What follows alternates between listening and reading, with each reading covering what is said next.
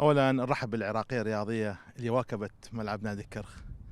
وانتم مثل ما تشاهدون بهذا الصباح الجميل، هاي التحفه المعماريه، تحفه ملعب نادي الكرخ الرياضي، بجهود يعني عظيمه من الهيئه الاداريه متمثله بالكابتن كريم حمادي واعضاء الهيئه الاداريه، و وبتعاون مثمر مع وزاره الشباب والرياضه. بالذات احنا لازم دائره المهندس المقيم الدكتور مهند، انه هذا التعاون اثمر انه هذا الملعب خلال فتره حوالي 70 يوم الملعب اشتغلنا عليه كارضيه، كري، كفضاء الملعب، منازع، الاناره، يعني البلاجكتورات. بس حبيت انطي يعني رساله انه هذا الملعب كلفه الارضيه هاي كلفتنا 70 مليون كاداره نادي الكرخ، ونحن نعتبر يعني مبلغ جيد جدا يعني نسبه للمبالغ الموجوده.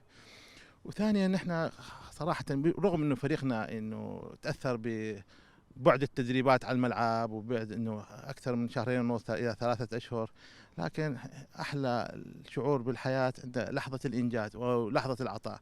انه هذا الملعب في انه نحن كهيئه اداريه اخذنا قرار انه نزيد اغلب 70% من جهد الاداره على المنشات الرياضيه الملعب.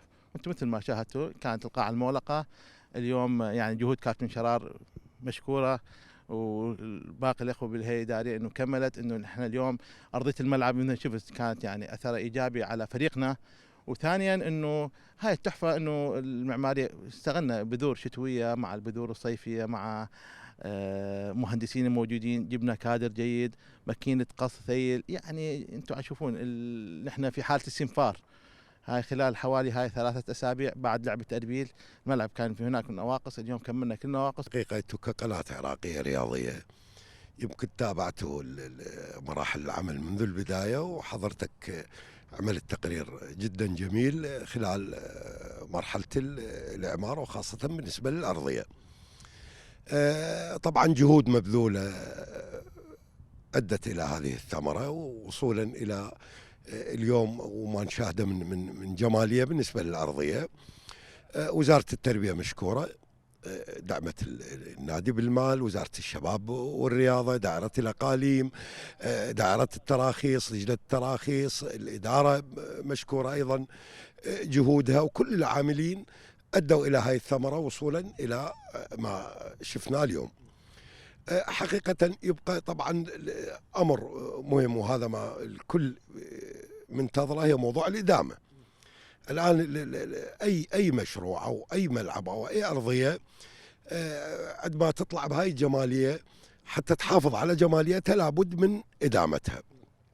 طبعا وللتصحيح أنت قلت أنه وصلت الأرضية إلى مرحلة للمباريات والتدريبات. لا، الإدارة قررت أن يكون الملعب وأرضيته للمباريات فقط. أما موضوع التدريبات فحصلنا على ملعب بديل يتدرب الفريق به، لذلك نشوف هاي واحدة من الخطوات الصحيحة لإدامة الملعب، هي أن تقام المباريات فقط على الملعب. وهذا قرار نتمنى أن يستمر وأن يكون نافذ المفعول خلال الموسم أو المواسم المقبلة. الحقيقة احنا الآن كل ما ينقصنا أو ينقص كل الأندية وخاصة الأهلية موضوع الملاعب. الملاعب وأرضيات الملاعب اللي يعانون منها كثير من اللاعبين، وهذا طبعا له تأثير على المستوى الفني للمباراة، على موضوع إصابة اللاعبين، على موضوع كل شيء يخص المباريات وينطي جمالية للمنافسة. ولذلك احنا نشوف هاي الجهود تكاتفت، والجهود يمكن وصلت إلى هذا الحد، وظهور الملعب بهاي الجمالية. وأكيد هو مو بس أرضية الملعب، موضوع الإدامة والصيانة والترميم شمل كثير من الأمور، من مقصورة إلى مرافق نادي إلى مكاتب نادي. ولذلك نشوف اليوم النادي ظهر بحلة جميلة وحلة جديدة.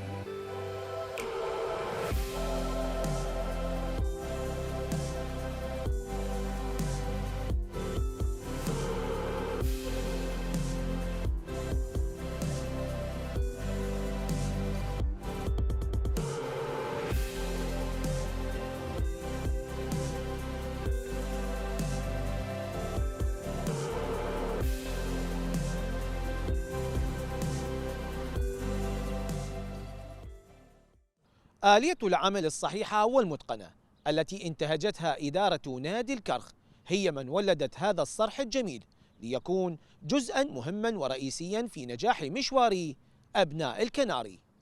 زيد غالب، العراقية الرياضية، بغداد.